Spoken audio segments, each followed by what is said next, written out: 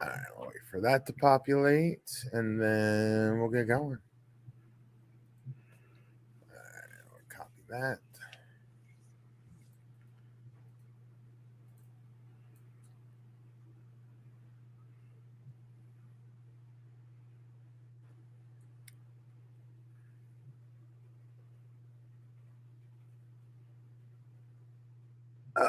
Take this out real quick.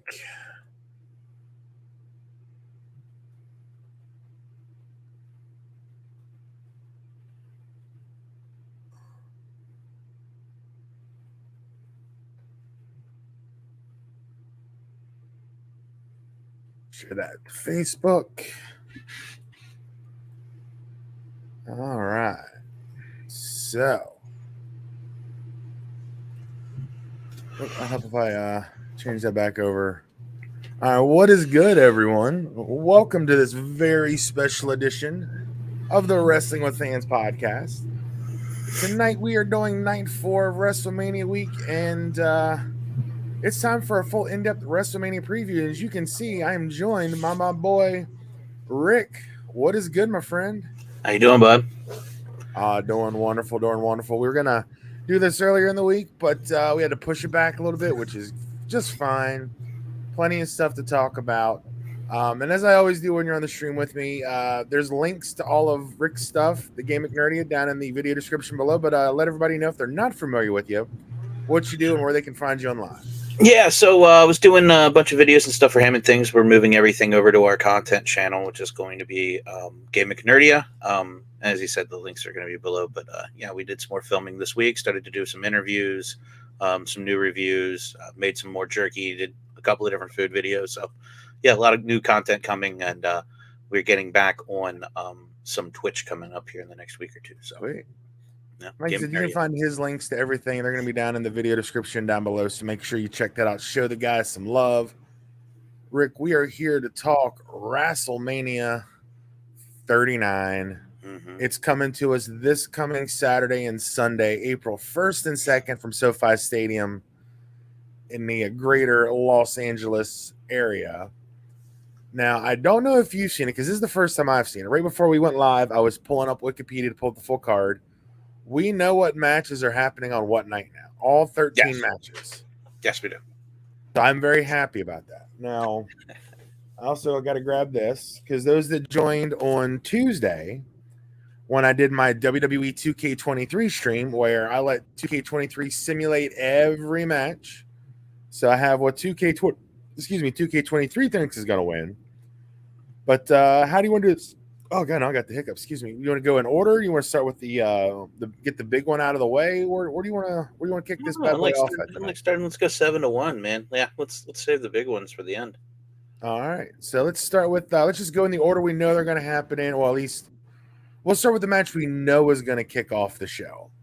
So WrestleMania Night 1, 7 matches are currently scheduled. Dominic and Rey Mysterio, the Usos versus KO and Sammy, Charlotte versus Rhea, the men's WrestleMania Fatal 4-Way Tag Team Showcase match. We're also getting Trish, Lita, and Becky versus Damage Control, Seth Rollins versus Logan Paul, and the first match we're going to chat about tonight for the United States Championship, Austin Theory defending against the guy you can't see, John Cena. Rick, what are your thoughts heading into this match, Cena and Theory? Yeah, so I'm really excited about it. I think we talked about it last time. I think they can do a lot here. I don't know that they kind of gave us limited John lately. So I think that's kind of what you're expecting at this point is limited Cena. I don't know how much he's been working out. I know that his filming got put on hold for a while. So maybe he's got a little bit more in him this time. I'm excited about it. I'm excited to see what Austin does working with him. I think Austin's work lately has been really good. Yes. And yeah, I'm excited to see it. Yeah, I like that he's taking a little bit more of a serious approach and kind of losing the whole selfie gimmick. It was kind of played out when, Fandango and Prince Pretty, Tyler Breeze were doing it. So yeah, it wasn't anything new or innovative, and it kind of lost its luster pretty quick, even though he did take some pretty killer selfies. But I think, like, for me, one of two things. if Cena's gonna be around for a while, if Cena's gonna stick around, I don't know what his filming schedule is. I'm assuming he's probably booked nonstop for a while. But if Yeah. for some reason they could make it work, I could see Cena winning, and then if nothing else, bringing back his U.S. Title Open challenge the night after WrestleMania, and then you have someone getting called up like a Braun Breaker or I don't know Cameron Grimes, maybe a debuting Jay White if they were able to pull the trigger and get Jay White into the fold.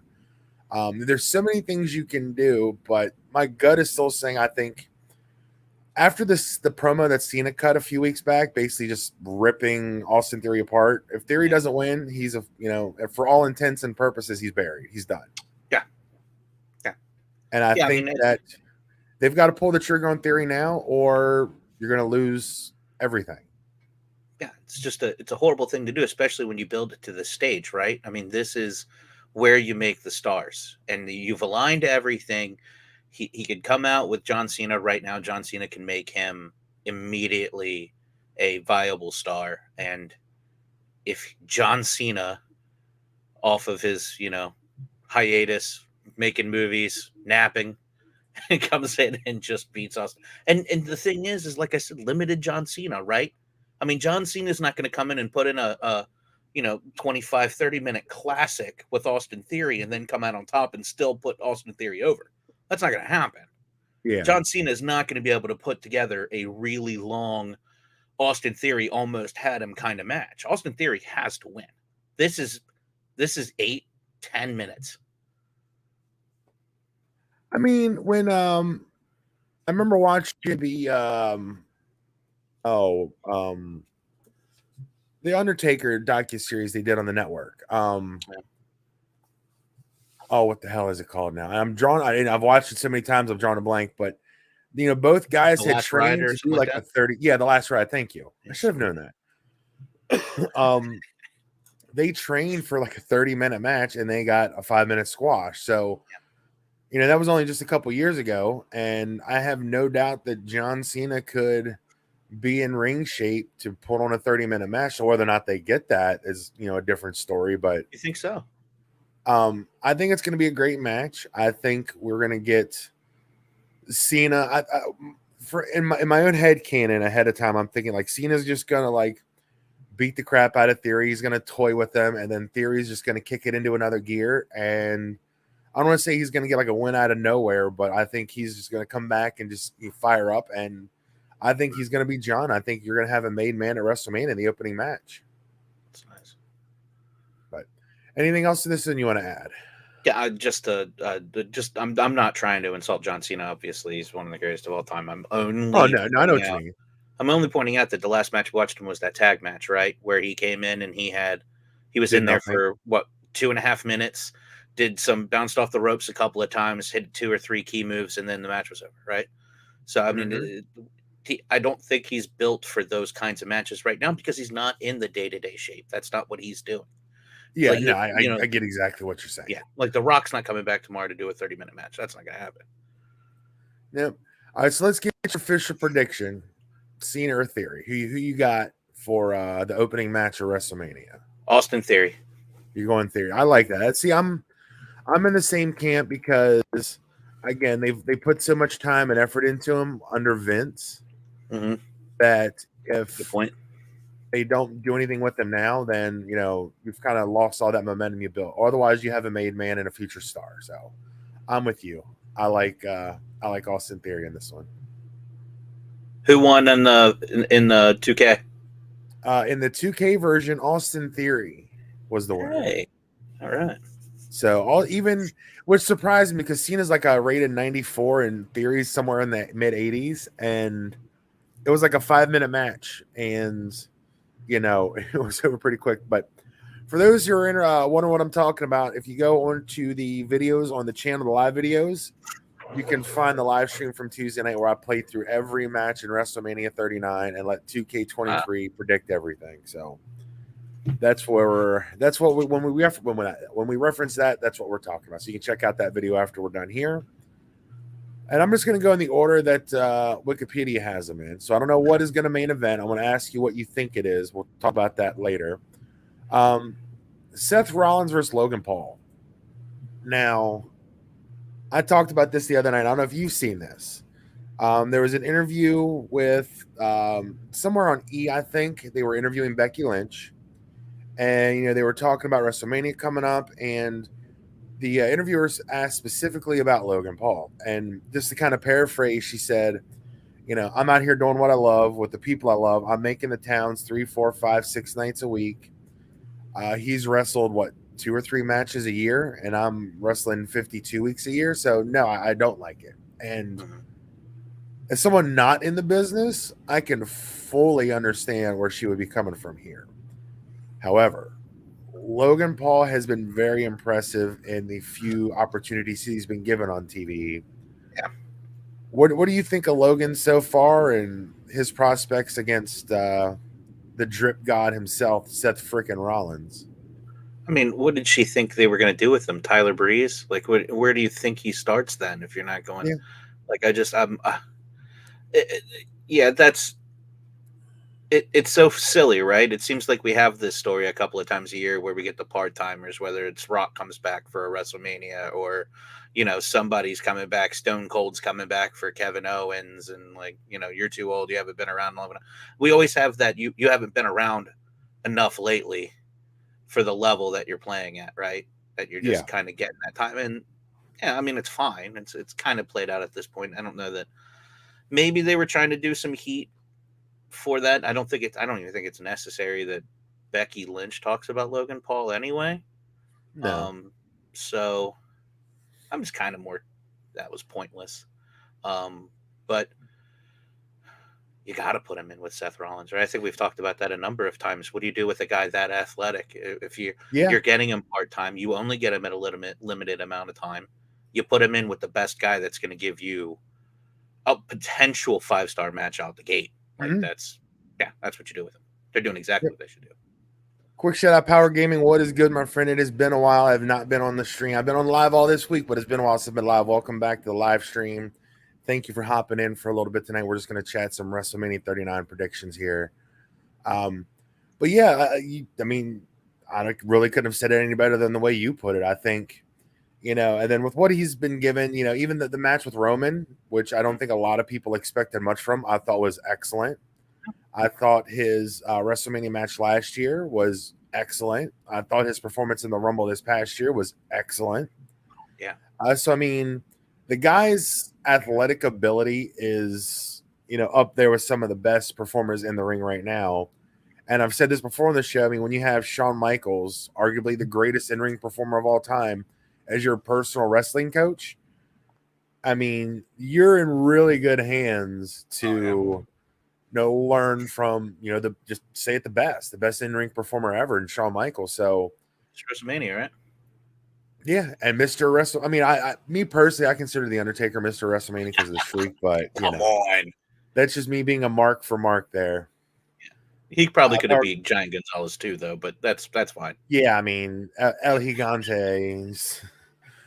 Real quick, Power Gamer says this whole Bloodline story is amazing. Probably one of the best in WWE history. Yes, I don't think you're going to get any argument from either of us, and we're going to talk about the tag match here in a little bit, and then obviously we're going to close the stream talking Cody and Rema. We're going to save the main event for the main event of this stream. So if you're able to stick around for a little bit, you can hear our thoughts or come back and check out the video in a later date. But who you got here? Because Logan hasn't won a match since WrestleMania last year. Seth was on kind of a losing streak. He had the streak against Cody that he lost.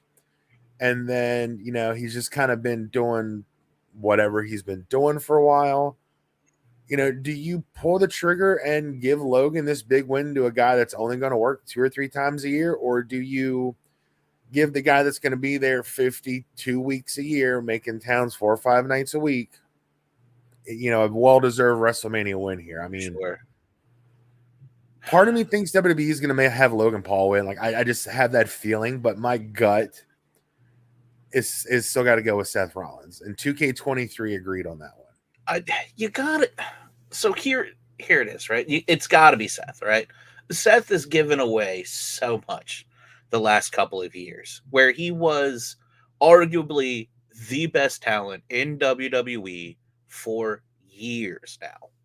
And here he is, still getting these kinds of matches, right? These one-off matches. He brought the Fiend up and and started the whole, kicked him off to really get him going, and he's kind of just been fed, I guess, a little bit, and kind of kept out of Mhm. some of the title stuff. I think he did some mid grade stuff for a while. Um, but I mean, he still was like the best talent in WWE right now. And then he's going up against Logan Paul, who's going to wrestle 2 or 3 times. Yeah, he should take Logan Paul to a really good, really long match, and Seth should get the win and then be able to carry the momentum. Yep. But Logan Paul's going to win. Logan Paul is going to win. They're going to give him, because I think we're jumping the gun saying this is a 2 or 3 times a year wrestler. Logan Paul might be getting his WrestleMania moment. This could be Logan Paul might go away for a while. Logan Paul might come back for another match later. They might save him to Right. put him in a big spot later to come out and challenge for a championship. So he shocks somebody going into a pay per view and he can lose there. They're going to give him the WrestleMania moment now, so that from here on out they can do whatever they want to with him when he feels like wrestling. That's interesting take. I kind of, like I said, I'm not against the idea of Logan Paul winning, and it wouldn't surprise me if he wins. But I got to go with Seth here. Like, I want him you to know, win. but like I said, I guess it depends on what they want to do. Like, I guess I don't want to jump too far ahead, but I'll just make this one quick point. We can move on. Say Cody wins, and I've been Mhm. saying this because I'm going to make an argument for Roman to win, and I'm going to make it a good argument for Roman to win for anybody around and for you. If Cody wins, who do you have lined up? Seth is a baby face, but you could pick that feud right back up. Yeah. And do you really want to put Seth in there against Cody after losing to Logan Paul? No, I don't think you put Logan Paul in that position. Um, I mean, they gave away Cody versus Solo on Raw this past week, so that's kind of a pointless match to have now. Yeah. So I think I'm going also looking at it is if Seth wins, that bumps him up the card to maybe be one of Cody's first challengers, maybe for a match at SummerSlam or something. So, but you made an excellent point. Run it I back. like I Yeah. said, it's a coin flip for me. We can flip my Gatorade cap here and There you see go. who gets it. But Yeah, I think it could be. But Lashley, I would put as the Lash, face. there you go. All right, match 3 we got here is the 6-woman tag match. We have Lita and Becky Lynch, your women's tag team champions, teaming with Trish Stratus, taking on the team of Damage Control. I don't even know where to start with this one, so I'm gonna let you fire off the first shots. So I like the reunion special. This is fun. I think it's fun. I think it's fun what they're doing. I like seeing Becky in the promos and the neat pictures. I think they've gotten everything they need to get out of it. I think they revitalized the women's tag a little bit. They got fans interested again. Um, you gotta go with Damage Control. I think you gotta go with it's time to kind of turn things a little bit. Mm-hmm. You don't line up that kind of caliber and then give them the titles and then take the pictures and then do the promos, and then go out there and then take three of your more talented, women at that level, at that level for women's wrestling, and then just feed them to two retired wrestlers, right? I don't know. Yeah, I mean, you got two Hall of Famers in there with arguably one of the top 2 or 3 women of this generation, and then you have Bailey, who's arguably a top 5 in this generation, Yeah. with two people that I think are very underrated. I loved watching Dakota Kai in NXT. Io Shirai in NXT before becoming Io Sky was absolutely amazing in NXT Yeah. because they were all a part of it when I was still diehard black and gold NXT brand, where I thought that was the best show on TV. And since being up on the main roster, they've kind of just been heaters and lackeys for Bailey. They haven't really done as much as far as winning. Mm-hmm. I think you could go 2 ways here. I mean, having the Hall of Famers back, you give them the win, you get the feel good moment for the fans. But if you want Damage Control to be taken seriously ever again, they have to go over here. Yeah. If you want Bailey to be taken seriously in a future match against Becky again, or Dakota and Io going for the tag titles to get them back again, they've got to get a win here, because if they lose, they're not going to be able to challenge for the belts again. The other thing I want to throw, I want to get your thoughts on this. The rumor and innuendo is that Trish and Becky are slated to have a program for SummerSlam, which would require a Trish heel turn. Sure.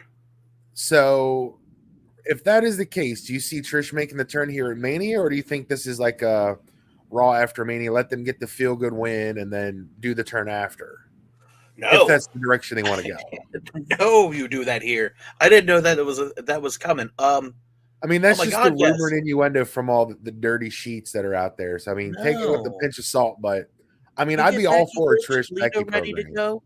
If they're getting ready to seal the deal, and Lita does her moonsault, and Becky Lynch, and then we're just sitting there, and everybody's like, "We're gonna win," and Trish Stratus runs in and turns on them, and then walks away with Bailey and damage. I mean, Damage Control. It would be just astonishing and awesome.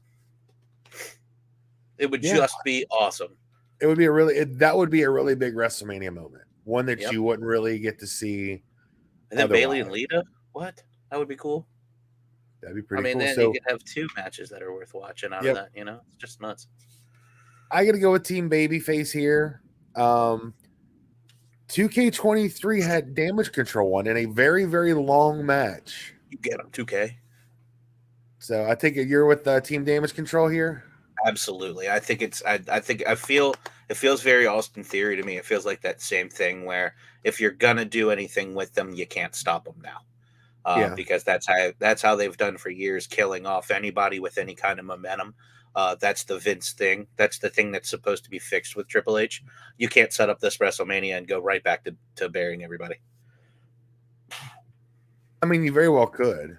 I mean, it's still wrestling, right? It wouldn't be the first time they've done something crazy like that without Vince around. So we'll see what happens. But either way, I think it should be, potentially one of the better matches of the weekend, because I think you just got 6 awesome performers, and I am excited for what happens. Yeah, I am excited for it. The next match we got listed over at Wikipedia is the men's WrestleMania Fatal 4-Way Tag Team match.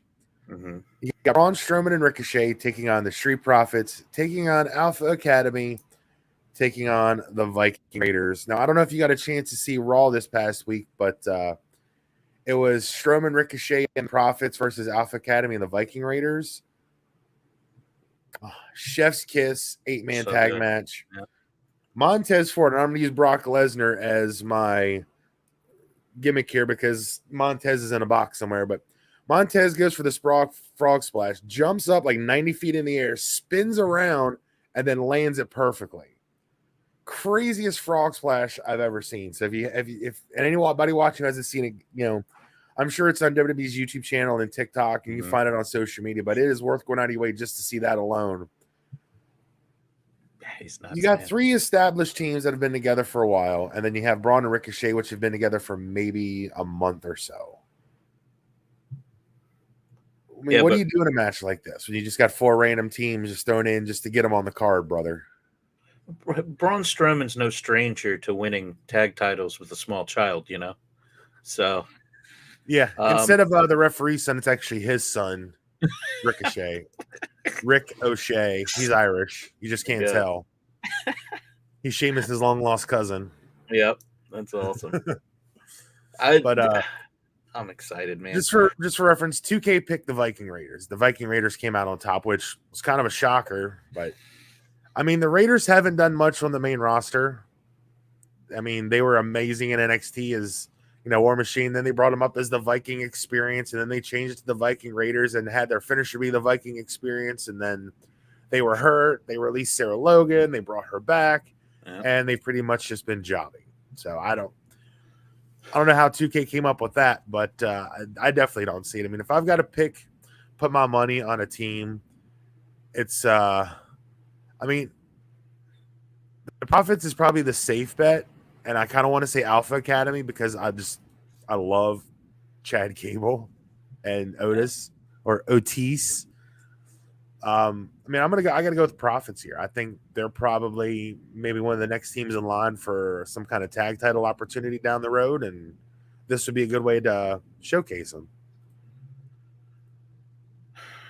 So I think that so there was a period, right, where we all got really excited about the Street Profits and Viking Raiders when it just fell into that puddle of staged match that they did with the video cameras backstage with the ninjas and Yeah. um so we had that time, but they're very talented working with other groups. So I think this is going to be, I think the whole match is going to be a mess. It's just going to be a spot show. They're going to spread Oh, everybody out. for sure. Yeah, Um, for sure. there's no consequence, right? It doesn't really No, matter as who far as wins. I know, there's nothing on the line. It's basically just a showcase match, which is basically instead of putting the battle royal on the main WrestleMania card, they're putting 8 guys in a tag match and letting them go at it. Same thing with the women on night 2. Yeah. So if I'm looking through here, if I'm looking through the night, I'm seeing a lot of heel victories on this evening. So I'm thinking Mm-hmm. it's a good spot for the Street Profits. That's kind of who I picked. I think yeah. I mean, it's just going to be a big crazy showcase where everybody's getting their stuff in, and you Yep. mentioned Montez Ford. I mean, there's nobody in this match is going to be better for high spots than him. So yeah, the Street Profits. No, I mean I see future world champion for him. Yeah, I mean, there's no doubt in my mind that one day he's going to be main eventing WrestleManias because he's just that talented. And not taking anything away from Angelo Dawkins, but he had been in the system for several years before Montez Ford even showed up, and they just happened to get thrown together. And now you've got one of the better teams that they've had in the last 5-6 years, and they're both extremely talented. Dawkins is a talented big guy, but Montez Ford just has that star. He's just got that it. When you look at him, you know he's got it. yeah, And I think it's going to be a fun match. If Montez Ford and Ricochet are probably going to be highlighted a lot by doing crazy flippy shit. And Chad Gable, I can almost guarantee Chad Gable and or Otis are going to be suplexing the hell out of Braun to show off their raw power. hmm It's going to be an entertaining match with Triple H in charge. He was always good with tag matches, especially when he was in charge of NXT. And I'm hoping that it is going to rub off on these guys in this match as well. sure. All right, Power Gaming says you guys are probably going to talk about this very shortly, but Ray versus Dominic match is going to be the big one, or should I say, one of the bigs. I totally agree. Yeah, absolutely. I'll just make a quick comment. Other than the two bloodline storylines, this is probably the third best storyline heading into WrestleMania is Ray versus Dominic. Yeah. But speaking of storylines that are good, this is not one of them. We got Charlotte Flair defending the SmackDown Women's Championship against Rhea Ripley. And Yeah. what has Charlotte done since she's come back? She beat Liv super fast, or Ronda, whoever the hell she beat for the belt. I don't even remember at this point. I think she beat Liv like super quick when she came back, Yeah, she and has done pretty much nothing since. Rhea's had one of the best stories of the year. Her and Dom have been, up there, one of the best stories being told in the last year. So I'm still kind of butthurt, and I'll go and use the phrase butthurt from 2 years ago, where Rhea yeah. should have beat Charlotte for the, to retain the NXT Women's title. hmm And if Charlotte wins here, you've pretty much sealed Rhea Ripley's fate. I think Rhea has to get that win back. She has to do it on WrestleMania, and she's got to dominate Charlotte because Charlotte's been around for a while. She's a 14-time champ. She's gonna break her father's record one day. There's just no doubt about it. But Rhea Ripley is your future because she's only in her like early to mid 20s. I mean, she's still got so much time ahead of her. She's super over. Even as a heel, she's super over. And I mean, that's really all I've got to say. I mean, it's Rhea Ripley or nothing for me at this point. So, just to, well, one quick point. I don't think Rhea has to win here. I think she's fine. I think she should carry. I think she could carry on. I think Charlotte gets this weird. She kind of gets Brock pushes, right? Where it's like whenever you're around, you're winning, and then Mm-hmm. you're gone for a while, and then you're whenever you come back, you're winning, and then you're gone for a while. So it's just it is a silly thing, right? And didn't she win the title on the night where who was it? Somebody had just put on like a 15-minute match, and and it was actually a pretty good match. I'm even trying to remember who it was. I want to say Becky, but I don't think it was Becky. You might have been right. It might have been Liv, but somebody won them. They won the title back, or they maintained the title, and then she just walks out and says, "I want a title match," and they said okay, and then she pinned her, took the title. Right? Yeah. Wasn't that her? Yeah, I'm trying to remember who that Yep, match that's was. pretty much how it went. Yeah, I'm trying to remember who it was. But yeah, so it was dumb. So she wins it in dumb fashion again, and you're just like, okay, well, it's like they always do. The Cena wins, LOL. Charlotte gets a title, LOL. But yeah, so I don't think Rhea has to win here. She's gonna have a long time that she's gonna be able to keep doing this, and she can come back around. She can get a revenge match against Charlotte at next year's WrestleMania, or whatever it'll be. But should she win? She absolutely should, and she will win. I don't think she has to, but I think she will. She's definitely earned it. She's more than earned it. Playing in everyone else's storylines at this point, it's kind of time to just let her run her own thing. Um, I think Dom, like you mentioned, Dom's has a great storyline going himself, and we're going to talk at length about that one, I'm sure. But Mhm. Dom being able to turn around and actually support Rhea in a storyline would be fantastic moving forward and kind of help elevate her a little bit more. And yeah, I just think it would be great. I think it'd be a great thing for Rhea to have the title now in a It's long one, pretty. in a long one where she dominates. Yes, I like that. Um, for the record, 2K23 did have Charlotte winning that match.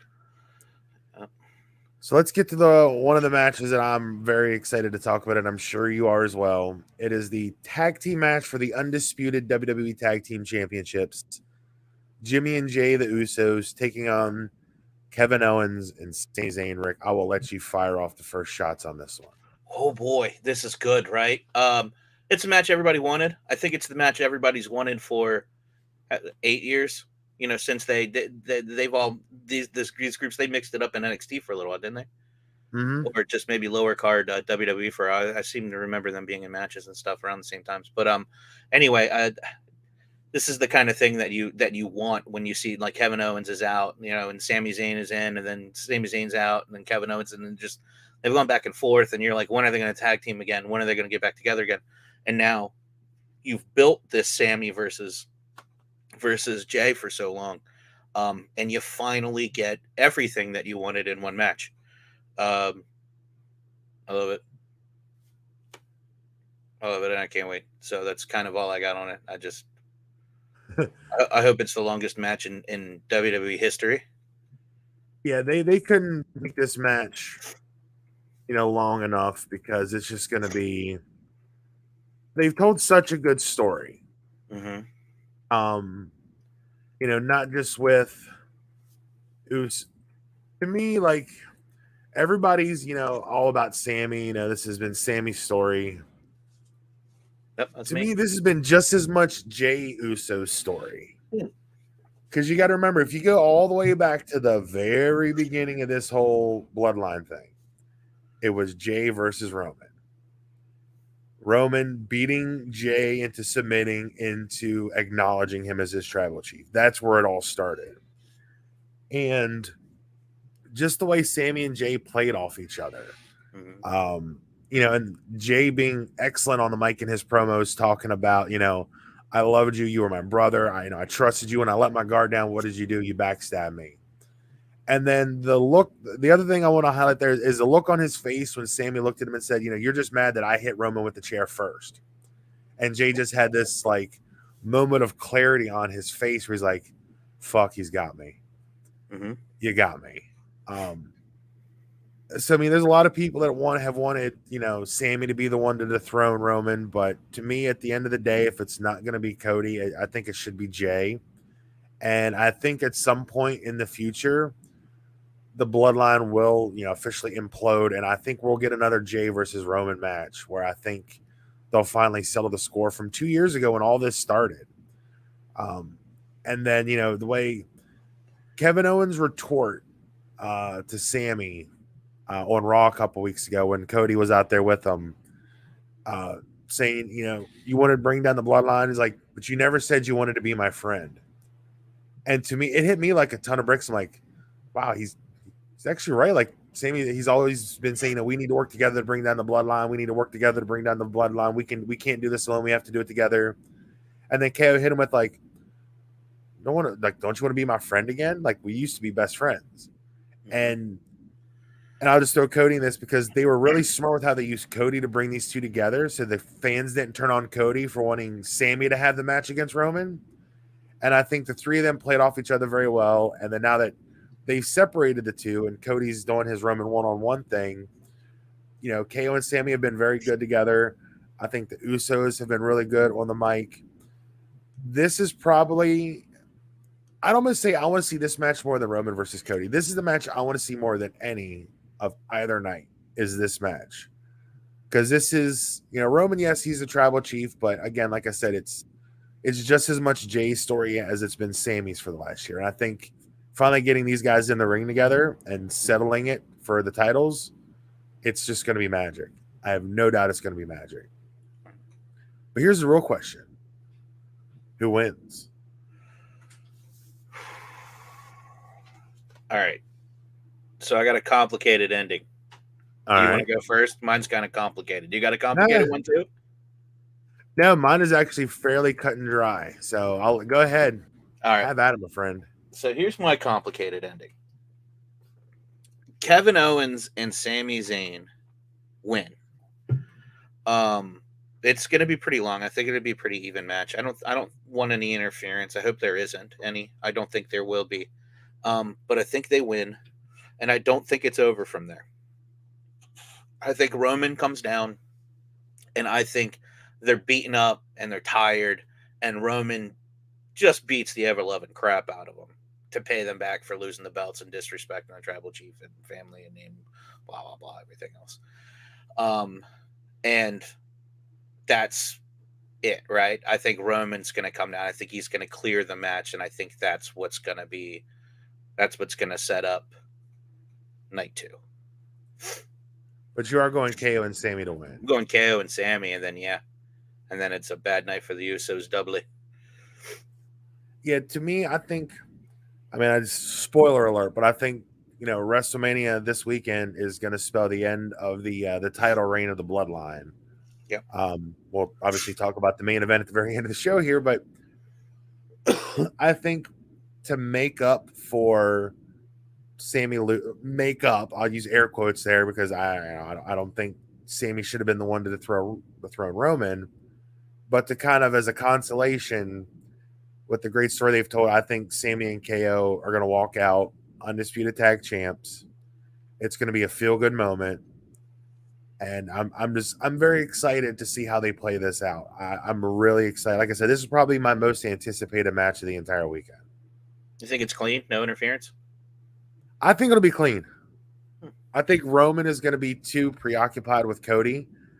No now, Solo, on the other hand, I could maybe see Solo, but I don't think Roman's going to get involved. Maybe Solo could come out and do.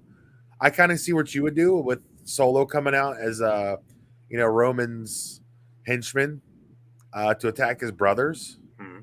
But I think it's going to be. I think we're going to get we're going to get a feel good match here. I think that's where I'm at on it. But anything else you want to add about this one before we get to the last night 1 match?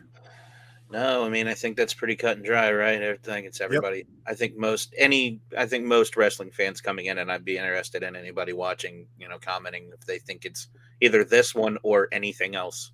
I would still put money on this versus the Field for everyone's match they're looking the most forward to. Mm-hmm. All right, Power Gamer, here we are. We are finally at that match. Rey versus Dominic Mysterio, the last match listed for night 1. And we've already kind of touched on it a little bit when we talked about Rhea, but I'm going to kind of almost go with the same logic I used for Rhea and Charlotte. If WWE ever wants, if WWE wants to have Dominic Mysterio be a future potential main event player, he has to beat his dad here. With all the shit that he talked, if Dom pulls out the win here, mm-hmm. I think it solidifies him as an actual wrestler. a lot of times, and I mean, you're close to my age, so I mean, we both go back to an age where the chicken shit heel always got his comeuppance, but every once in a while he'd get that one win that you really didn't expect him to get, and he gets. Yeah. Um, I can easily see Ray winning this match now after Dom has goaded him into this fight, getting the son getting his comeuppance. I guess again, it all depends on what Triple H and the creative team has in store for Dom post Mania. Like, are they going to have him ever be legit, or is he just going to be like a chicken shit heel forever?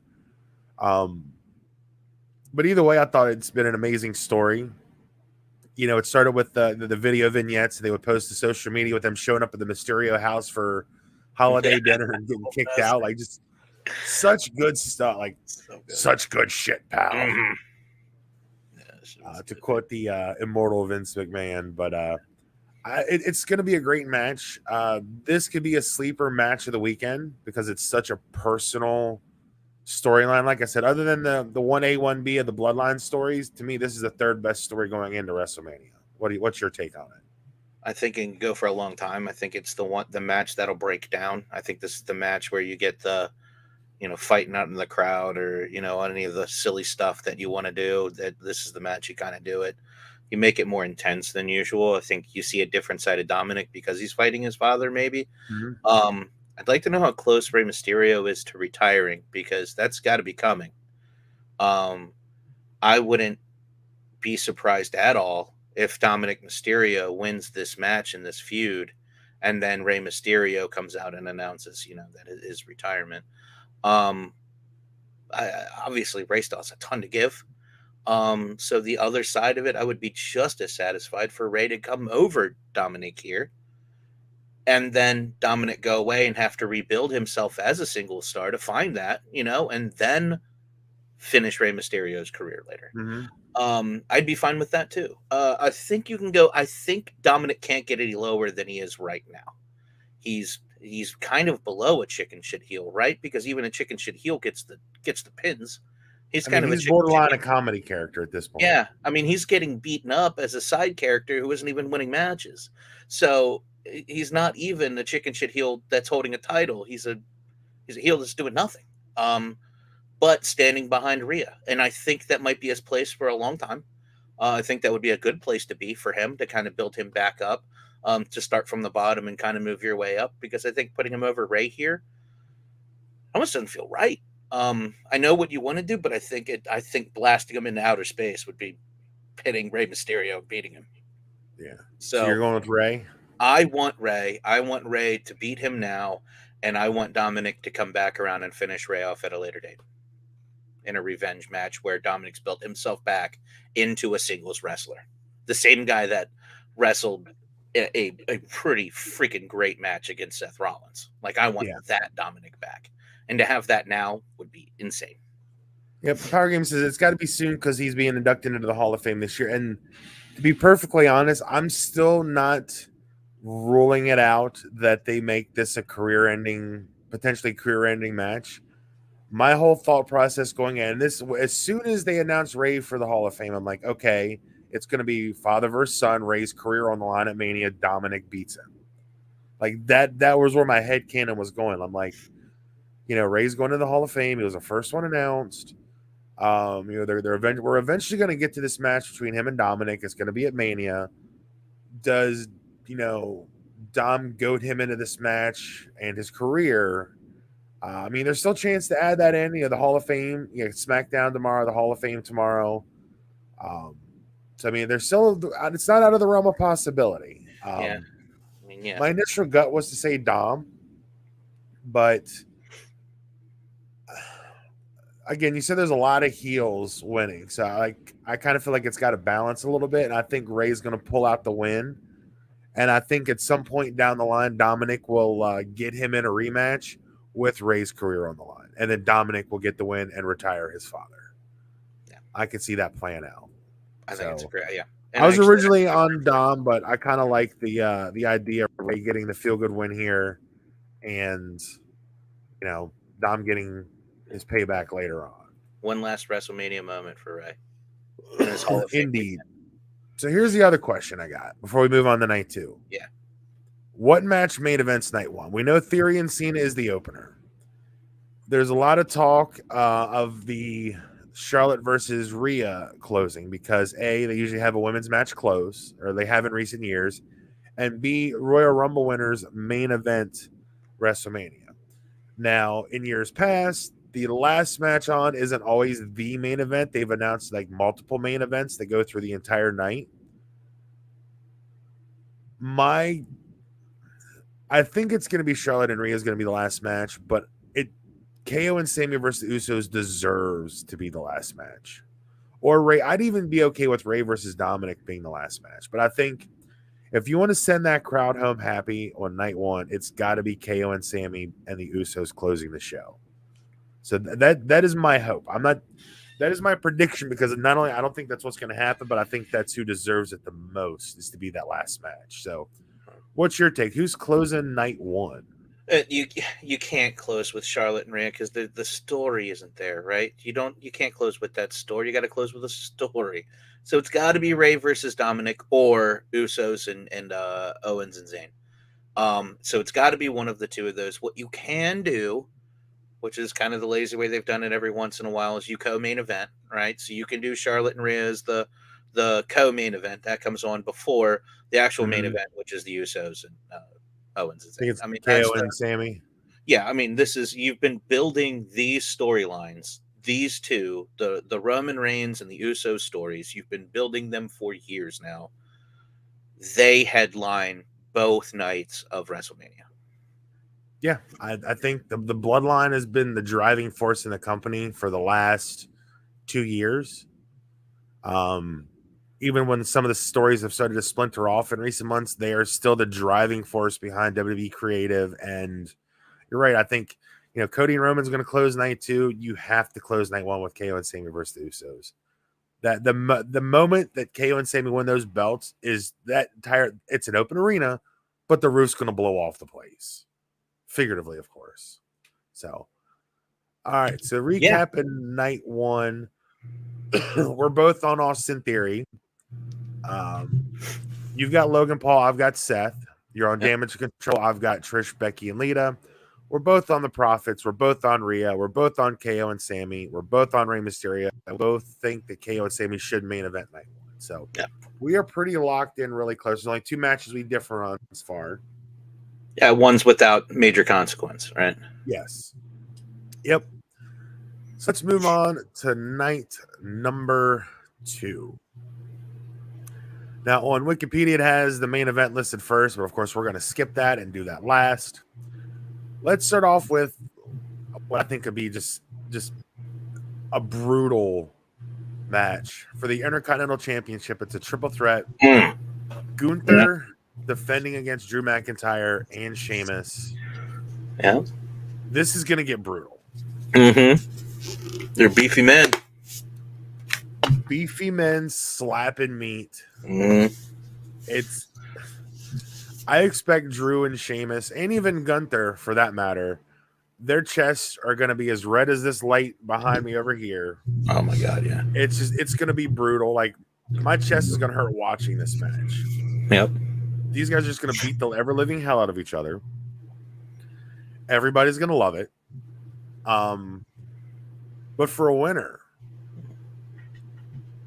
it's got to be Gunther. For me, it's got to be Gunther because, Drew and Sheamus had the buddy cop story going on there for a while where they were fighting and then they were besties and now they're kind of like at odds because they each won the one-on-one match. And I think that's going to play into the finish of the match, which is unfortunate. I think Gunther should just beat the hell out of both of them and pick up the win. Yeah. He has been such a constant breath of fresh air for the Intercontinental title, which had lost all of its luster over the last 20 years, if you really want to go that far back. Yeah. And, I'm not saying he needs to beat the Honky Tonk Man's record. I would love that to happen. We can start the honky meter like Santino Marella did. But to me, I think if you have Gunther, especially if Roman's losing, you have almost 1,000 days champion. What's the next best thing you got? You got Gunther, who's held the belt for like a year plus now, or almost a year, whatever they're at. I think if you let him just keep dominating people like he has, I think it continues to add prestige to the second most prestigious title in the company. I put it over the Universal title any day of the week, twice on Sundays. And you still have that nice long reign that you can still plug on television. So Right? that's my take. I got to go Gunther. Is this the match that you predicted when we talked about this last? Isn't this the match you said they were going to do? Yeah, when we were talking post, it was a Royal Rumble review or Elimination Chamber review. It might Yeah, have it was even after been the last both pay per view. It was after the Chamber. after the Chamber. Yeah, we talked about it. Yeah, this is the match you predicted. You said they were going to have all three of them. Yep, because I was like, I didn't think there'd be any way to do, because if you didn't have, what do you do with Drew if he's not in the match? What do you do with Sheamus if he's not in the match? So I mean, it made sense. They were already kind of intertwined together, so it made perfect sense, and it's going to be a banger, Yeah. literally, of a match. Yeah. I like what you said about Gunther, and I think it does. I think he's the kind of wrestler that they need to build around, like a William Regal, or Mm-hmm. what they could have had with Barrett, or some of these guys where you could build that champion that could be an intercontinental champion for a long time, where that just has that prestigious kind of way about him, because we haven't really had that wrestler in a while, right? No, other than We're kind Roman, of losing no. that kind of thing. Yeah. So it's just nice to have him, and it would be nice if he did carry the championship. And yeah, I mean, if it's the not talked about story is how long Gunther has carried that Intercontinental Champion, that's a good story. That's a good Mm-hmm. story to have there, to carry you into like pay-per-views where you have kind of, um, I mean, if what people are talking about, I mean, if things can happen that way, I mean, if you got Cody Rhodes as it's going to be carrying the championship for this company, then and he's the only world champion you have, you're still not talking about the best wrestler out there, the best guy Yeah, at the top. I mean, Cody's good, but you're talking about a guy that's new to the championship, just came from AEW, that we know you put the belt on him to get him into WWE. Like, fans aren't dumb, right? We know that when he came in, he was going to win the championship. They were going to put it on him, and then now you got to figure out where you're going to go from there. So you have to have a title. If Austin Theory is carrying the United States Championship, then you got a guy there that's trying to do that. The women's tag titles haven't been really prestigious in a while, and then you've got Kevin Owens and Sami Zayn, right? If they're going to be the new champions, or the Usos, we're just going to be waiting for him to lose it. So you have to have a solid guy that you can throw into a match at any time. That's going to be a championship caliber match that can go, help make a pay per view. And I think Gunther's that guy. yep. And I think you want Drew McIntyre and Sheamus as possible opponents for a Cody Rhodes or something at the top. Yeah. You don't want them at this level right now. So I take you're on board with Gunther, Big absolutely, Gunter. 100%. Good. All right. So while you were talking, I looked this up. We can add a little context to this. So Gunther is at 292 days. So he won it just after last year's WrestleMania. So he's closing in on a year. I knew it was around a year close. Just for context, Austin Theory's held the U.S. Championship for 123 days. Bianca's closing in on a year at 361 as the Raw Women's Championship. Roman is currently sitting at 941 days for the Universal Championship and 360 for the WWE Championship that he won at last year's WrestleMania. Right. And then the Usos are up there. They've had the SmackDown tag titles for 619 days, Yeah. and the Raw tag titles. So they've been the unified champs for 313. So I mean, you've got several long-standing champions. I mean, Braun. Just for context, too, Braun Breaker's at 359 for the NXT title, so he's at about a year. Charlotte beat Ronda in a SmackDown. That's on here. She's only held it for 89 days. Yeah. And then Becky and Lita have had the belts for 30, the tag belts. So just to add a little context to who's had what belts for how long. Yeah. And then for 2K23, they predicted Sheamus to come out on top of this one. That's interesting. All right. Let's move right on along to the next match they have listed, and this is, I think, is a very interesting one, but I'm very strong opinionated. It's the Rated R Superstar Edge taking on the Demon Finn Balor. We have confirmation it is the Demon. It is hell in a cell. Yeah. And as much as I'm happy to see the Demon back on TV again, which we haven't seen in a couple years, Yeah. I don't give a fuck who wins this match. I don't care. I want the feud to be over. I want it over. I am tired of seeing Edge versus Damian Priest versus Dom versus Rhea in mixed matches versus Finn Balor. Edge wins like every single singles match he's had against the Judgment Day. Yeah. Be done with it. I don't care who's going to win. This match is going to be great because you have Edge is one of the all-time greats. Finn is one of the best. Fergal Devitt with his 37 pack in his abdomen area. That like dude's cut like action figures are cut like Finn Balor. Yeah. Like that's just how it is. Action figures are cut like Finn. Mm-hmm. It's going to be an amazing match. I don't give a damn who wins, but I just want the feud to be over. I'm ready for these guys to move on to something else. Yeah. But at the end of the day, I think Edge is gonna beat the Demon. Brock beat the Demon in his last match as a Demon, and I think if Finn wins, then Edge is gonna have to get a rematch at WrestleMania Backlash next month, and I don't want to see that. So I've got to go with Edge for my sanity that this feud is over with.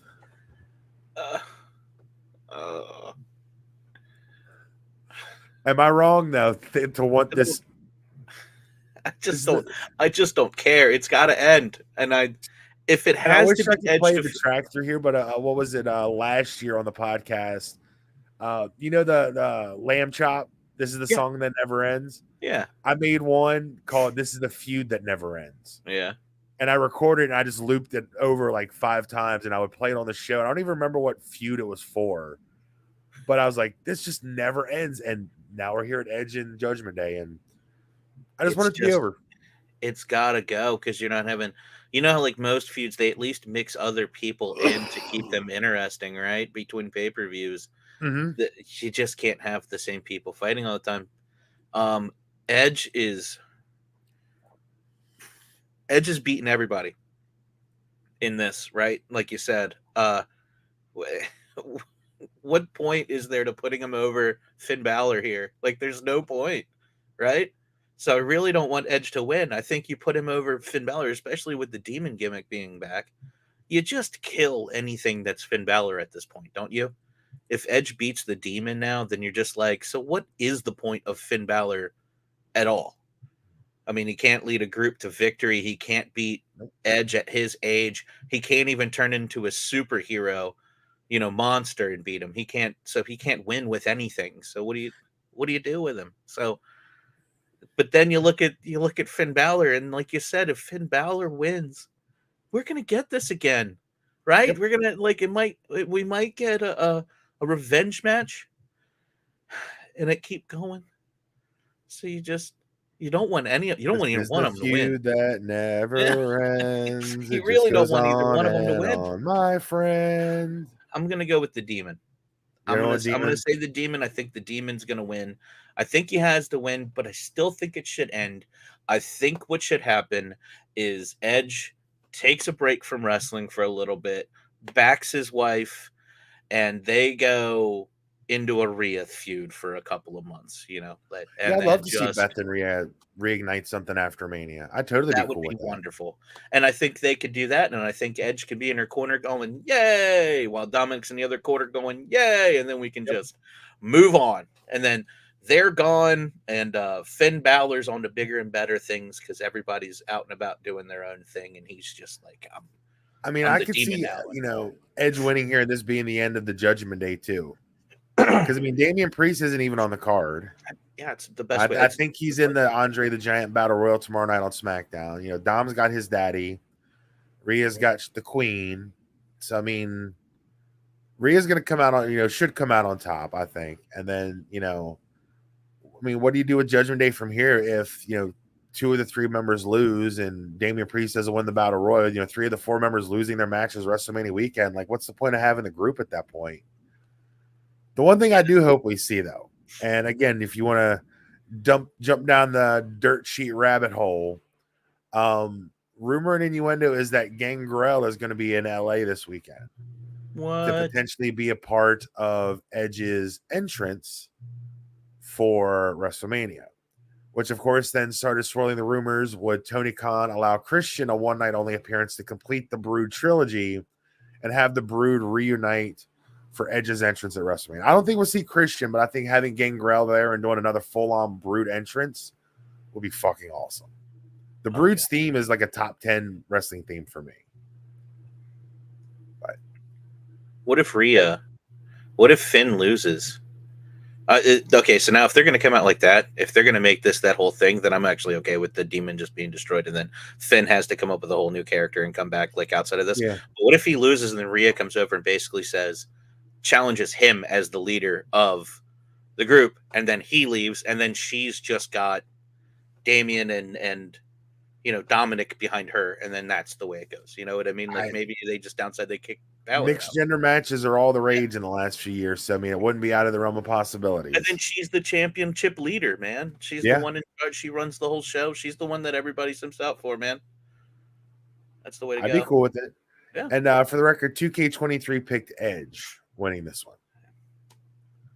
So yeah, but did he have Gangrel? Yep. All right. Let's go. The next match. Let's move along. I think this is going to be a quick one. We have the women's WrestleMania showcase match. It's a fatal four-way tag. You got Liv Morgan and Raquel Rodriguez, Natalya and Shotzi Blackheart, Chelsea Green and Sonya Deville, Ronda Rousey and Shayna Baszler. This match might mean something if they actually had women's tag teams. I mean, Shotzi was teaming with Tegan Knox, but yet Tegan Knox was teaming with somebody else in one of the qualifying matches. Mm-hmm. Chelsea Green, this is like her 5th tag team partner to get qualified for this match. Even Liv was tagging with, I think, Tegan Knox there for a minute because they were tagging when Jen and I went to SmackDown Pittsburgh back in December.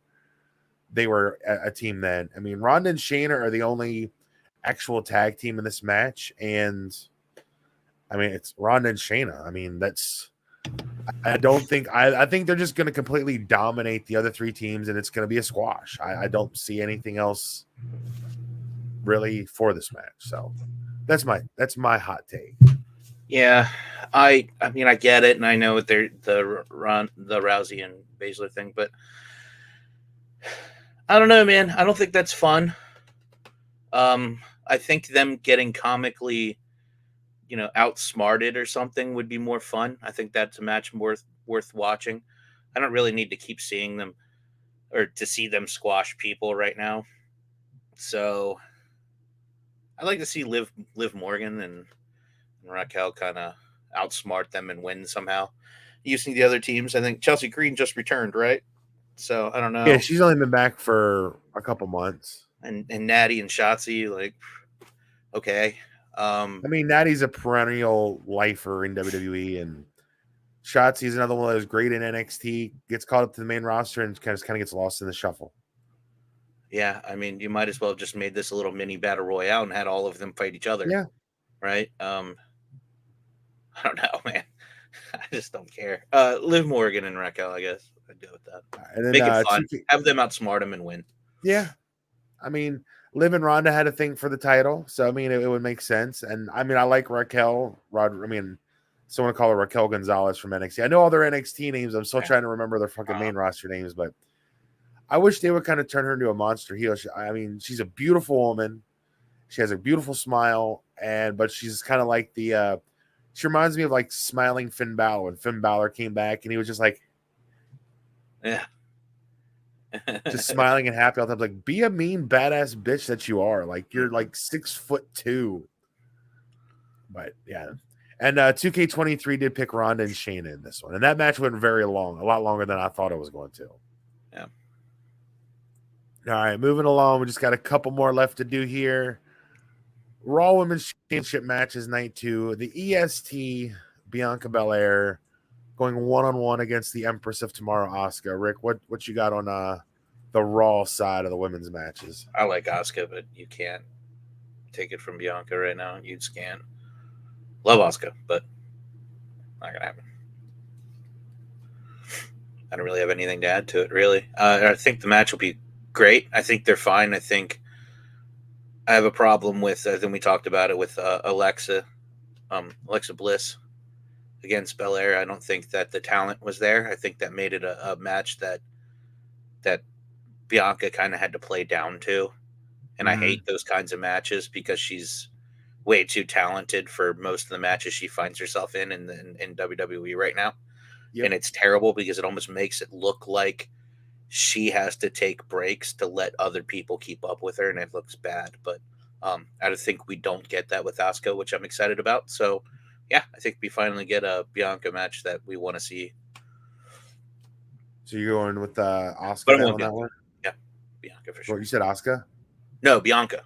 Oh, you want Bianca? Okay. Oh, yeah, absolutely. See, I love Bianca, but unless she has a good opponent, I don't think she can carry a feud the way I think some people do. I mean, that's just my hot take. I mean, I love Bianca. I've been on Bianca's nuts since I saw her in NXT and the proving ground doing like the power, like all the individual workouts and just dominating all the women. It was like 6-7 years ago. I was like, holy shit, she's amazing. But I think if Asuka doesn't beat her now, who? I don't think there's another, if they want to have Bianca doing a long multi-year run as champion, cool, I'm all for it. But to me, the character change in Asuka, going for the Kana look, the more evil, demonic version, if that doesn't beat Bianca, I can't take any other female seriously to beat Bianca Belair ever. Right. I mean, like you said, the whole stuff with Alexa was just dumb. I mean, I love Alexa Bliss, but she's just not on the level of Bianca Belair physically. Yeah. I mean, you have Becky's tied up in other stuff. You look at the women in the tag match; none of them, other than Ronda and Shayna, you could even consider to take them seriously. But they're locked up in a tag team together. So I mean, if you don't have Asuka do it, then what do you do with Bianca after Mania? At least with Asuka winning, you can have Bianca go into the chase, and Asuka's got the mist, the new look, this eerie personality now. I love Bianca, but I think enough is enough, and it's time for a change. I got to go with Asuka here, walking out Raw as champion. That's a fair point, but I mean, I'd be okay either way. I don't know what else is there, but yeah, I don't think she has a problem carrying. I think she has a problem with wrestling down, which maybe is the same point, but she just can't carry somebody's personality through a match, right? She needs somebody with that kind of wrestling talent to keep up with her to help put her over at the same time.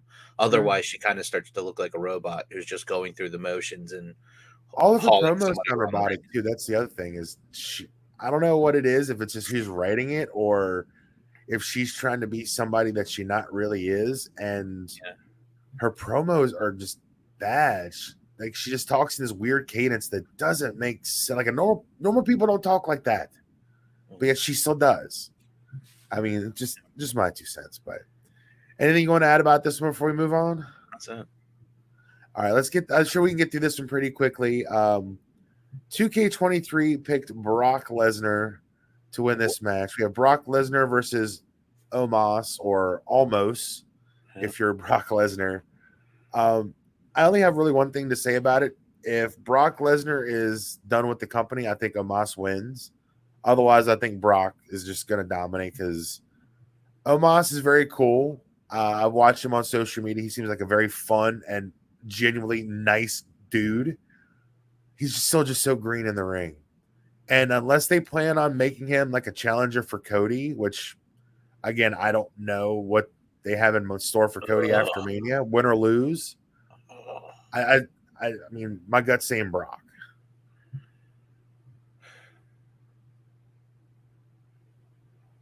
Oh my god, I'm just picturing a Cody and Omos feud in my head. Be like Undertaker versus John Gonzalez, WrestleMania 9.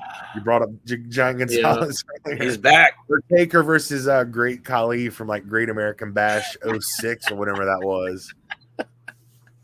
It just Brock Lesnar wins. I don't think there's any way even if he's leaving, he wins. It's unbelievable. For him to have to bump for Omos like the way that he would have to. I mean, it's oh no. Brock's an underrated seller, though. I think Brock does not get the credit he deserves for being able to sell somebody's moves. But no, but I get that. But how many moves does Omos have? 3? Yeah, 2, 3, maybe yeah, maybe. I hope we don't if he's been training. But a choke, a clothesline, a big boot, maybe. I Eat just your heart out, John Cena. This is the 3 moves of doom. it's just there's nothing to this. Omos is not going to be able to wrestle anything that sort. It's going to have to be a quick match, and Omos is not going to beat Brock Lesnar quick. It just No. isn't going to happen. There's no way it could happen. I can't imagine a world where it happens where the fans don't boo like an insane amount of boo. Omos's best thing was backing up AJ Styles because AJ Styles did all the stuff, and Omos just launched people into the crowd, and Yep. everybody went, "Yeah, he's launching people again. Look at the people launcher." And everybody really thought that was kind of neat, seeing a giant man throwing people. That's cool. That's all Yeah, he's worth, I think. I don't think totally he's agree on worth that one. anything else. So we are Brock across the board. Rick, it is finally time for the main event. The one that most people are excited for the most. You have the American Nightmare Cody Rhodes trying to finish the story. Hashtag finish the story against your reigning, defended, undisputed WWE Universal Heavyweight Champion, Roman Reigns. Acknowledge him. Roman Reigns Ultimate. This figure is fucking awesome. I love this figure. That's a great figure. Yeah.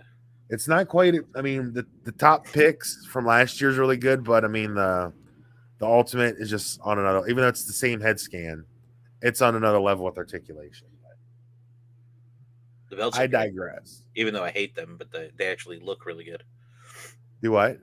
I said the belts, even though I hate them, they actually look pretty good on the figure. Yeah, they actually look pretty good with the figures. Even though the Roman Ultimate only comes with the Blue Universal title, I had to take my WWE Championship, an extra one that I had from the Brock Ultimate, and give it to him. But No. and Power Gaming chimes in. Brock 100%.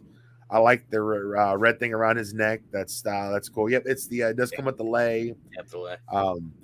This one, just a little quick digression. This one is actually a black gauntlet. I painted it gold when he was doing the gold gauntlet, and not long after he switched to the red gauntlet, and I never got around to painting it red.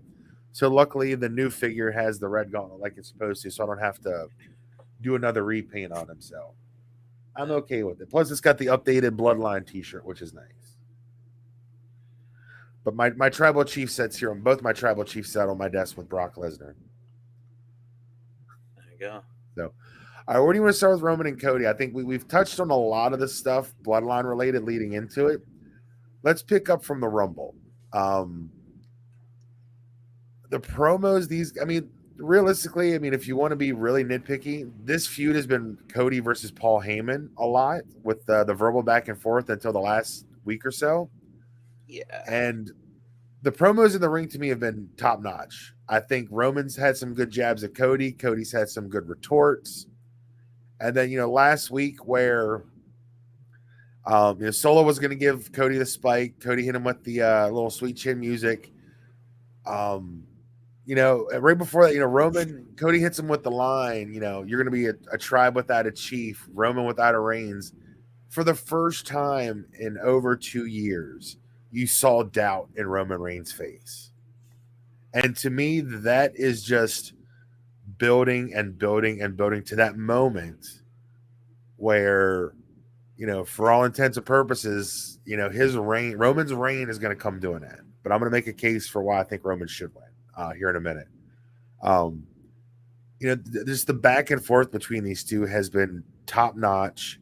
It started out having so much Dusty Rhodes involved to the point where now Cody's like, don't bring my father into this. He's not going to be at WrestleMania. My brother works elsewhere. You're going to get me and only me. And to me, that just solidified like, okay, this is legit going to happen. And I am very pumped for the main event of WrestleMania this year. What are your thoughts on everything that's gone on the last couple months? Well, so I think so. I felt very strongly, when we talked about it last time about what I think about this whole Cody Rhodes thing. I think it's very thrown together. Um, I think Cody Rhodes' resume for this title match is left AEW, fought Seth a few times and then won a Royal Rumble, right? So then you look at it and you go, is that good? It's like, well, he did win a Royal Rumble, so and naturally he has to be here. So does that make him ready to beat Roman Reigns? I don't like it.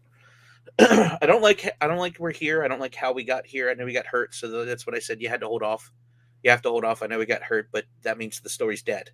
You can't keep a story going without the characters. So I don't think the story up to Royal Rumble was told. So it feels like there's a lot of Cody Rhodes that's missing right now. So this to me does not make sense. Paul Heyman can sell anything. Um, when you said Paul Heyman does most of the talking, Paul Heyman should do 80% of the talking no matter who's in the ring. Mm-hmm. The couple of one-liners Roman Reigns got in there were fantastic. Cody Rhodes did well. He was standing to Paul Heyman. What are you going to do? Roman was crushing it, and I kind of, it almost kind of makes you sad at this point, right? That we're to this point where we don't know what's going to happen to Roman from here for this character, for this tribal chief, for everything that we've been watching for the last couple of years, which has been the best storyline that WWE has done in By far. ages, right? So yeah, I'm I'm a little sad. I'm a little sad coming into this. Not that I'm not looking forward to it. I know what Roman Reigns can do, and I know what Cody can do. I think Cody will be just fine in the match. I think Roman will be able to carry a lot of the match himself, to keep Cody moving. He can move with Cody and keep the pace up. I think Cody's got a very high motor. So, yeah, I'm kind of sad to see it come to this, but I'm I excited don't think for it. it's the end of the story. I think the story is going to continue for a while, but I think. I mean, I'll go say my WWE 2K23 predicted Cody winning. I my prediction is Cody will win, but I'll let you make your prediction. Then I'm going to make a case for Roman winning and what I think could be a fun way to go from here. Okay. All right. So, yeah, as I said in the last time, I think that Roman Solo, they come out, Roman himself, whoever, if they come out together, but they make the Usos pay for losing the match. I think here tonight, or here, night two, I think if it's Solo, Owens, and Zayn, they come out, they trash Solo to keep him from interfering with the Cody match, and the Usos let him pass, and the Usos turn their back on Reigns, and they leave it 1-on-1 for Cody Rhodes to overtake, and Cody Rhodes will win the title. All right. So, So we're across the board. We're all picking Cody as the winner. and I'm picking the end of the Tribal Chief. Let me make my case for Roman to win here. The biggest thing I have against Cody winning, and you've heard me say this when we do our pay-per-view reviews. Okay, he won. Now what? Yeah. What do you do with Cody Rhodes after WrestleMania? Yeah, fair. I mean, you could have a Roman rematch. I mean, again, with rumor and innuendo from the dirty sheets is Roman's going to take a break after Mania, so you're not going to get the instant rematch. The first thought was, okay, they could do Solo. You could have KO and Sammy and the Usos, continue that for a little bit. You can put Solo in that spot. We already gave away the match for free on Monday Night Raw, and Cody beat him. And then, so that you just killed that. A guy that had been undefeated since his debut has now had his first loss to Cody Rhodes. So you've given that match away for free. So you kind of burn that. You could go back to Seth. Seth is such a baby. He is so over as a baby face right now. You could do like Hogan Warrior WrestleMania 6 kind of deal, do babyface, but I don't think it works. I think at that point, you'd use the potential to have the fans turn on Cody. Oh yeah. He's closing in on 1,000 days. And the way WWE loves to tout these long title reigns, we haven't had 1,000 day champion in what 40 years since Hogan's early 80s run was like 4 years long. We haven't seen the likes of the dominance of Roman Reigns with the Universal Championship in a generation. And I think they could push off a rematch. They could push off, Roman losing until SummerSlam or Survivor Series, hell, Rumble, mess WrestleMania next year, WrestleMania 40, have him lose. Have him hold it a whole nother year. Because you still have so many people you could line up for Roman Reigns. You would have Seth Rollins. You could have an Edge or Finn Balor, whoever comes out of that match. You could have a Sheamus or a Drew McIntyre. That's it. I mean, we've already seen Drew and Roman so many times, but hell, what's one more? Sheamus you could put up there. I mean, if you really wanted to fast track Gunther, if you have him drop the IC title, you Drops put the him IC. against Mm-hmm. Roman Reigns. There are so many. To me, there's way more interesting possibilities for Roman post Mania, especially if the Usos lose, because then you could have a rematch at WrestleMania Backlash with KO and Sammy. They lose again. Roman goes ballistic on him, beats him up. Then you could have Roman versus Jimmy, Roman versus Jay, Roman versus Solo. There's 3 matches there, and that would really end the bloodline. To me, there's so many more good possibilities for Roman post Mania with him winning. With Cody, I don't see it. Like, I think Cody's gonna win. I kind of want to see Cody win because I think it would be a really great moment that, he, as Roman put it, like you said, the one liners, you didn't want to do Stardust, so you ran away. You went to you started another company, you couldn't get over, you ran away. Now you're back here. I mean, if Cody plays an underdog really well, um, Until I he's the didn't like, overdog. yeah.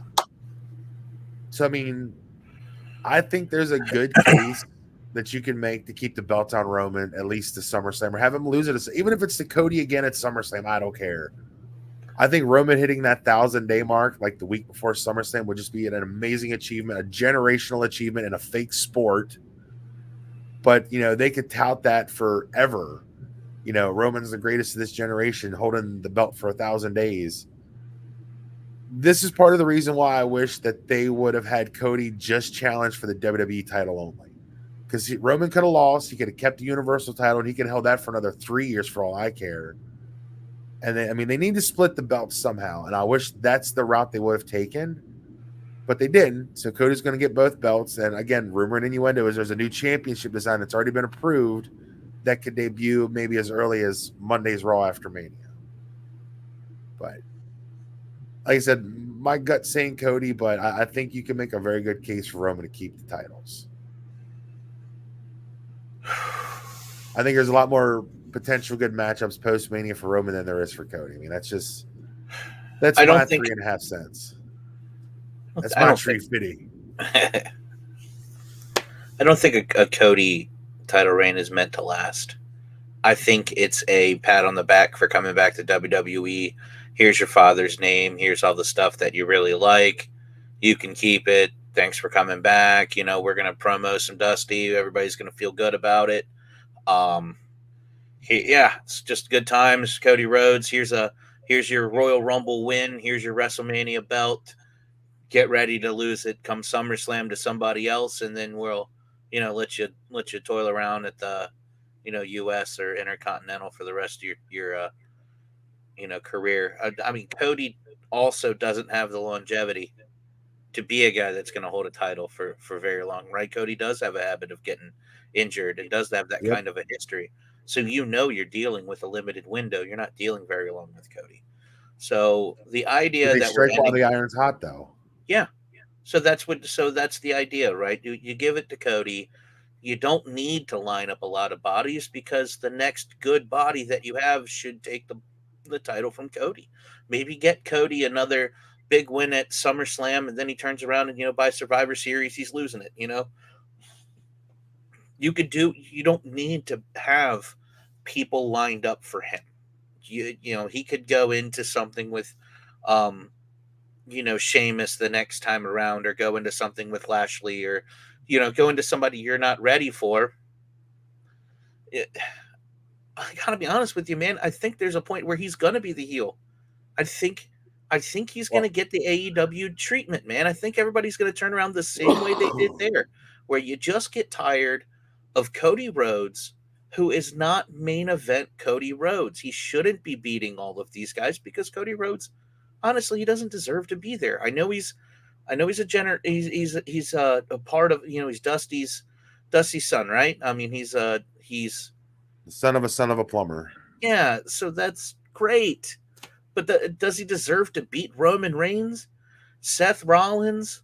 Does he deserve to be up there? I mean, should he be beating the new talent coming into AEW? Should he be any better than Intercontinental? Maybe should he be Intercontinental? Should he be beating Gunther for the Intercontinental Championship right now? You just look at these matches and you go, where does Cody Rhodes belong? So if you're gonna give him the title, you give it to him now, you take it back off him, and then you put him back where he belongs. See, I'm glad you brought up a point. You kind of briefly touched on this. I was going to sneak this in here at the end to see what your thoughts are. Okay. What if they pull a WrestleMania 13, a double turn? Yeah. Cody comes out of the match with the belts as the heel. Roman comes out as the babyface. What if they try to pull an Austin Bret Hart with a double turn? Yeah, I don't think we can. I hear what you're saying. I mean, I don't know how you pull it off. I mean, having Cody come out as heel, I mean, I think that's pretty self-explanatory. I mean, you just pretty much touched all those points, but I mean, everybody cheers Roman as it is, but can you have him actually come out as an actual babyface and not just being cheered because he's awesome? What if he does come out to attack the Usos afterwards, and Solo and the Usos turn on him, beat him down? And now Roman's left by himself, sitting alone in his locker room going into this match. You very well set up that. You set up that point where he's sitting there and Cody's trying to sandbag him. Go ahead. You just gave me this literally popped in my head while you were talking. Yeah. All right. So Bloodline. You got Roman, the Usos, they're all family. Yeah. Who else has a pretty good lineage bloodline in professional wrestling that's also in that main event match? Are you talking about the Rhodes? Cody takes over the head of the bloodline, turns heel, and then the bloodline come out, and instead of attacking Cody, they attack Roman based on like what you said, like Roman just shits on them for losing, and then somehow Cody beats Roman, and then the bloodline come out. You think they're all going to attack Cody. They all end up turning on Roman. Yeah. And then Cody kind of leads the bloodline with Paul Heyman, the Usos, and Solo. And what's this thing, the first family in wrestling? When he comes out to and it says the first families in wrestling. Yep, the first family. And then they kicked Roman Reigns out of it. Like, because I had thought about the double turn, but just listening to the last points you're making, I'm like, what if they pull a Vince Russo swerve, bro, and Cody walks out the head of the bloodline, and they all just leave Roman Reigns just bloodied in the middle of the ring to end WrestleMania. I mean, what if they troll everybody? What if Sami Zayn turns on Kevin Owens, goes back to the bloodline? Or what if Kevin Owens turns on Sami and joins the bloodline? I've thought about that as a possibility. Like, God, that would really. There's just so many ways for them to troll right now. I hope none of it happens. I hope Owens and Zayn win. I hope this is the right time to end the bloodline in the right way. And I think this is the breaking point for them. I think they all lose their titles tonight. Everyone goes their separate ways, and Cody puts over the next champion. Yep. Hopefully a young guy that they put the title back on. Maybe Finn Balor down the line, something. I don't know. Yeah. All right. Anything else you want to add from any matches we've talked about? Any final WrestleMania points before we get to Saturday evening? I mean, honestly, man, there's a lot of matches I'm looking forward to. There's not a lot that I'm not. The couple of that I don't really care much for, and I mean, I don't want to say I don't care for Edge and Balor. I think it's going to be a fine match. I think it's going to be a good match to watch. I don't really care about it. I don't feel one way or the other. The tag matches, the men's match, I think is going to be great. the women's match just feels like we need a women's match. Who's free Saturday night, or who's free Sunday night, and everybody's like, oh, we got 8 hands. Okay, come on in. You guys are gonna be in a tag match together. It's gonna be great. It's Let's get you just on the card, get you that WrestleMania payday, guys. yeah. So I just other than that though, I think the rest of the matches are something. There's something here for everyone, and Yeah. I'm looking forward to a lot of it. I'm looking forward to what they're going to do with Logan Paul. I think it'll tell a lot about what their future is with him. Um, I think he's very highly paid, and I don't think they're going to need him much more moving out from here. I think they're going to spend money elsewhere with other opportunities.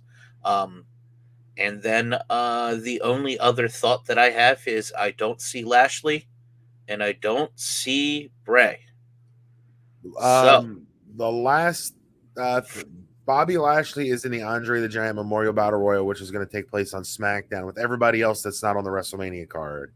yeah. The last thing that I've seen is Bray Wyatt is still out with this undisclosed illness, whatever that is. We don't know what it is. Nobody knows. Mental, physical, and Yeah, emotional. nobody knows if it's a mental thing, a physical thing, if it's that doesn't work for me, brother, kind of thing. Like nobody, like everybody's speculating, but the only person that probably knows is Bray Wyatt and Triple H at this point. But yeah, Lashley will be at SmackDown, the Battle Royal. There's one big omission from WrestleMania as well. I want to get your thoughts on this real quick. Okay. There are 13 matches. There's 6 and 7. So night 1 has 7, night 2 has 6. In a percentage, give me the odds that we get either a match or some type of altercation between Stone Cold Steve Austin and L.A. Knight. Yeah. Well, they've been rumoring it, right? I don't know. I don't think Stone Cold's in for it. The Kevin Owens thing was great. Do you do it again? I don't think so. I don't. Like I said, I don't want to say it's a match, but does LA Knight come out flapping his gums and then you hear the glass break and Steve comes out? They get into a what? Yeah chant. Steve hits a stunner, drinks a couple beers, sends the crowd home happy.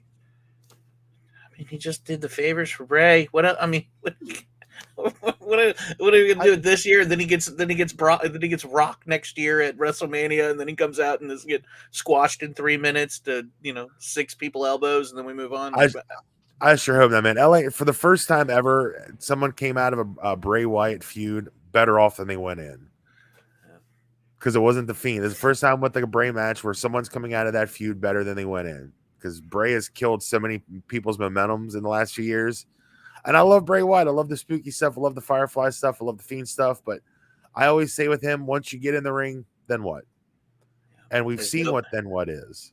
And there's nobody. The Pitch Black match was a joke. The Hell in a Cell match against Seth a couple years was a joke. The match against Randy at WrestleMania last year, the year before, whenever that was stupid. Yeah. Everything is amazing until the bell rings, and then it's like, yeah, I whatever, I don't care anymore. There's just nobody recently that Bray Wyatt has killed harder than Bray Wyatt. Yeah. I mean, this stuff we talked about it on the pay-per-views. Yeah, it's just that the stuff that he's done most recently has been. I told you from the beginning, like you kept talking about how excited you were with the different things they could do with the Wyatt Six or the other things that could come up out of it, and I just kept going. I don't see any of it. Like I don't see where it's going. I don't really get it. I don't like it. We finally got Uncle Howdy after a couple months, and then now this, and now it's like, okay, well, that was right back where we always end up. So yeah, what are we gonna do? All right, the final question I want to pose to you before we wrap up here, the Raw after Mania. Give me your top 2 or 3 people you think are either going to get called up, return to the company, debut with the company. What's your thoughts for what we might be able to see on the Raw after Mania in a couple of days? As for who we're bringing up, I'm not quite sure. I'm not sure where we need the help right now without seeing WrestleMania, because I think right now at the different title levels, I think you've got the youth in a lot of places, right? You've got your Gunther, you've got your Austin Theories, you got your Damage Control. You got your Owens and Zayn coming back, and then you got either most likely Cody. So you've got all these new champions, you've got all these new things going on. Where do you need help? And I don't know where that is, to be honest with you. So do I think they're going to have to do call ups right now? I don't think so. I think they're going to have to see where the momentum lies after WrestleMania before they figure out what they're going to do to start building towards SummerSlam. Yeah. So I don't foresee a lot of things changing, but I do foresee a lot of those rivalries kicking off night one that we talked about. I think Beth Phoenix comes out on Rhea. I think that's going to be a big thing. I think um, mostly that. Mostly, I just think that, right? I really want to see where everything else goes because it depends on who wins. But really, yeah, I think Beth comes back on Rhea and then work their way towards Beth's official retirement. Yeah. Where she loses to Rhea going for the title again. Like I said, I'd love to see those two go at it one on one. I was always a big Beth Phoenix fan, and Rhea's Rhea. She's amazing. But I got a couple. I think, and it may not be the Raw after Mania, but within the first 2 weeks. So Raw after Mania to the first year, the next night, because they might not be able to get it all in one night. But I think we're going to see Braun Breaker. I think he spent the last year as NXT champion. Well, he can either come up with the championship, but he defends it at Stand and Deliver on Saturday afternoon. So okay, there's a chance. Yeah. Cameron Grimes has been wrestling dark matches, and he's got a little bit of a new look. He's shredded now. He's not as pudgy as he was. As got his belly all toned up, looking really good with the haircut. So I mean, I think Cameron Grimes we're going to see soon. And the internet's been going crazy about it, and I wasn't quite ready to buy into it, but with his wife returning to the company recently, I think we get the indie god Matt Cardona. Yeah. Okay. He's not going to be Zack Ryder. He's going to if WWE and Triple H are smart, they bring Cardona in, let him stay as Matt Cardona. Fuck Zack. He can come out. He can just say, "I killed Zack Ryder's dead. Matt Cardona is here." Yeah. He's got like 7 different companies champions. Even if it's not a full-time gig, even if it's like with his AEW deal where he came in, he worked for like 3 months and then was done. Right.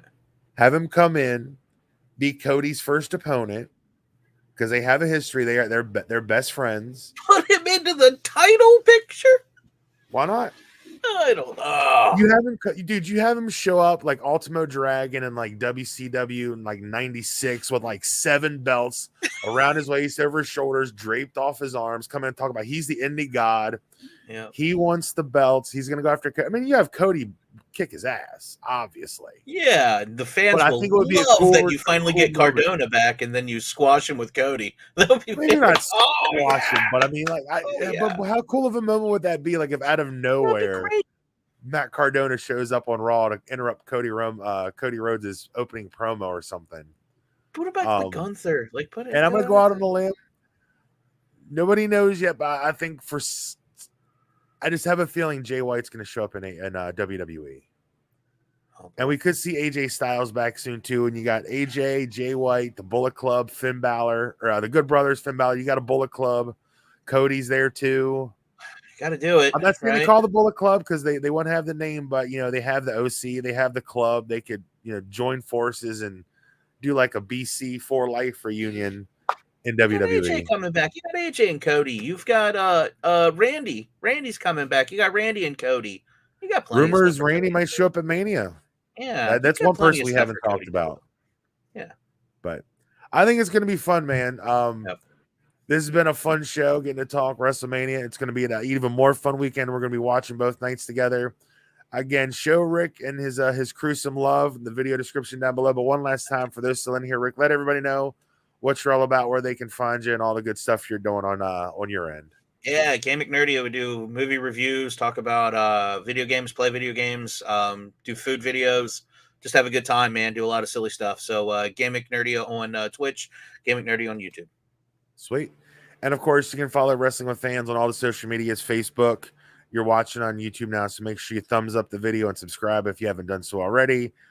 We're on TikTok, Instagram, wrestlingwithfans.com. New audio shows drop every Monday at midnight. But again, this week, because of Mania, the show's going to come out later in the week. The full review. Rick, I hope you're in for a review, I would assume. Oh boy, yeah. Yeah, we'll talk Yeah. throughout the rest of this weekend, figure out a time that works to review WrestleMania, and we'll put out a fun show.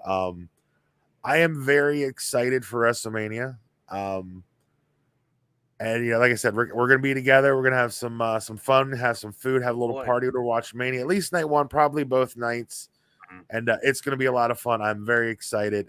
Real quick shout out Power Gaming. Thank you for coming back to the YouTube live streams, my friend. It is good to have you in the chat again. It's been a long time. Hope you are doing well, my friend. And Rick, thank you again as always, my friend. It's always a pleasure to have you on. Thank you so much. And guys, that's gonna do it. And I will see you on Saturday afternoon. I'm going to be live again Saturday afternoon. I don't have a time.